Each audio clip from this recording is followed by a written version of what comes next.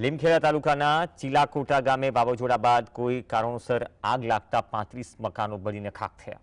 મકાનમાં ઘરવખરી સામાન, અનાજ, દાગીના, રોકડ રકમ સહિતનો મુદ્દામાલ બળીને ખાખ થયો। કેટલાક પશુઓના પણ આ ઘટનામાં મોત થયા છે। ફાયર બ્રિગેડે આખી રાત ખડેપગે રહી આગ ઓલવવા માટે જહેમત ઉઠાવી હતી। પંચાયત અને કૃષિ મંત્રી બચુ ખાબડે પીડિત પરિવારો સાથે મુલાકાત કરી।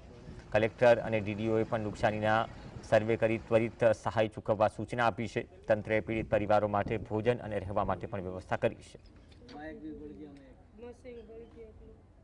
જે જોયું છે એમાં વહીવટી તંત્રને સૂચના પણ એટલી આપી છે કે તાત્કાલિક આ બળેલા મકાનો નુકસાન થયું છે એનું તાત્કાલિક સર્વે કરો અને એની વ્યવસ્થા કરો। નવા મકાનો બનાવવાના છે, 35 જેટલા ભવનો કોઈપણ યોજનામાં ટ્રાઇબલમાંથી અમે બનાવવાના છીએ અને અનાજ ખાવા માટેની વ્યવસ્થા છે તે પણ કરીશું અને પશુઓ જે બચ્યા છે પશુઓ માટે પણ ઘાસચારો થાય એની પણ વ્યવસ્થા કરી રહ્યા।